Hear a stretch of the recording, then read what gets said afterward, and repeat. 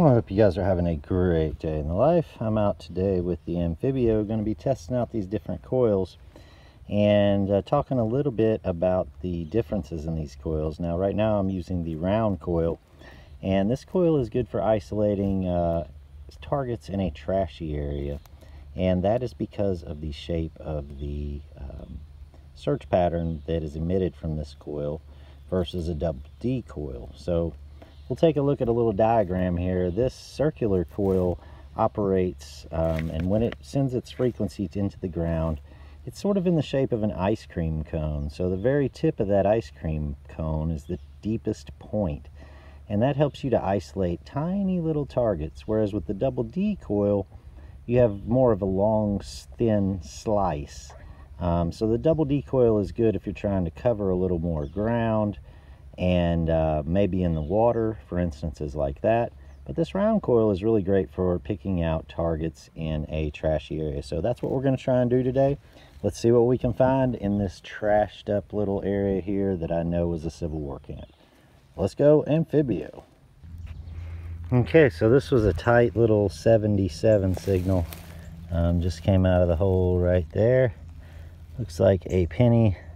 It's a stinking Lincoln, but that's good. I've been through here 1,000 times, so the circular coil is doing its job, picking out targets.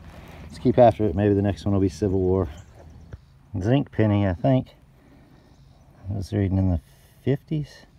Kind of scratchy, nasty sounding. But hey, it's hiding in here, so that's another signal out.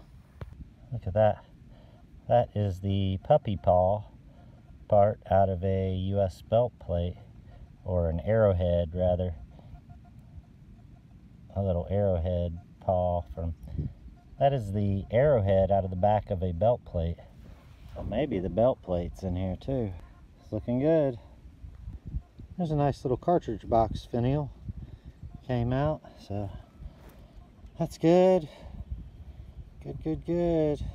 An arrowhead hook from a belt plate and a cartridge box finial. So we're getting some stuff out of here, slowly but surely. Some kind of little piece of brass that sounded good. I mean, it could be the corner of like a, I don't know what it is. Piece of brass, sounded good. Clean it up when we get home, see if it reveals any more info. Back at it. Well, there's a penny. It's really fat. It may be a fat Indian. I'm not sure. I can't. Let's give it a rub. Just a penny. See if we can figure it out. Oh, that actually might be a settler's token. Oh man, that could be something really good. I can't, sorry, I know I'm not keeping the camera on it. I'm trying to look at it.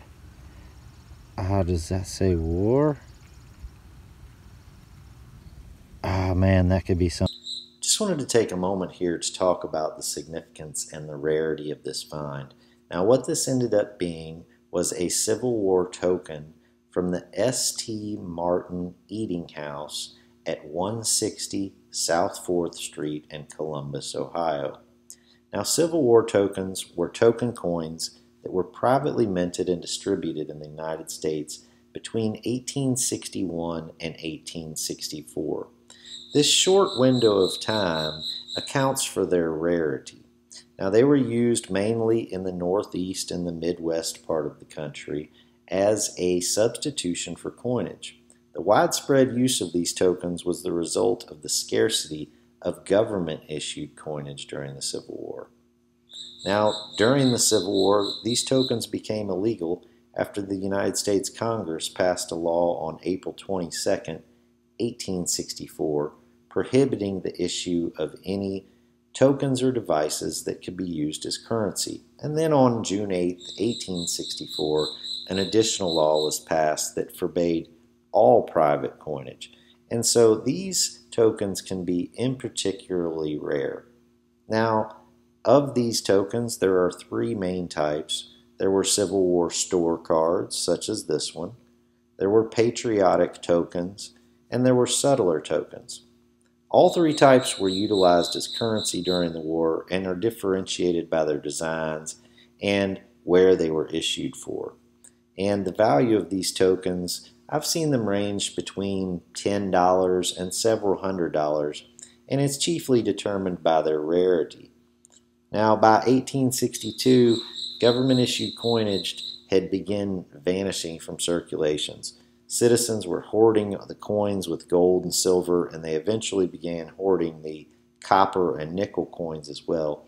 And this made it extremely difficult for businesses to conduct transactions. In response, many of the merchants started privately minting these coins to leave the void left by hoarded coins. And the first of these coins began to appear around 1862. And as I said, they were phased out by 1864, but by that time it was estimated that there were 25 million Civil War tokens in circulation and approximately 7,000 to 8,000 different varieties. This variety in particular is not too terribly rare, but when I think about a soldier acquiring this coin in Columbus, Ohio, possibly at Camp Chase, the large recruitment and training center there, and then traveling all the way down here to Tennessee and losing it, it is truly a pretty astounding find, and one that I consider one of my favorite recent finds. Nice Williams cleaner bullet just came out. Wasn't very deep. Probably need to get the small coil on the Amphibio. Just a lot of signals in here, so I think if I could narrow it down a little more, I'd be doing better. But doing good. Let's keep after it. It's a fired mini ball. I'm gonna hit something hard. Yeah, it is what it is. It was real shallow, so keep after it. Another mini ball. This one's a drop. Signals are sounding so rough in here because there's so many iron signals in here too. It's just like this camp, there's so many signals here, square nails, and I'm gonna need to get the smaller coil and come back because I think I'll get some more stuff out of here. But I'm gonna keep at it a few more minutes. Sun's going out of here, but we'll give it just a few more minutes, see if anything else comes out, and then we'll come back with the smaller coil. So for now, let's keep hunting. I don't know what that one is. Getting dark out here though, I can tell. Everything's getting pixelated on the screen. Let's keep hunting. There's another coin or token or something. It's too dark for me to see. But yeah, I need to come back here. A lot of signals still hiding. So with that, I think that's gonna wrap it up. It's dark. Hope you have a great day in the life. See you.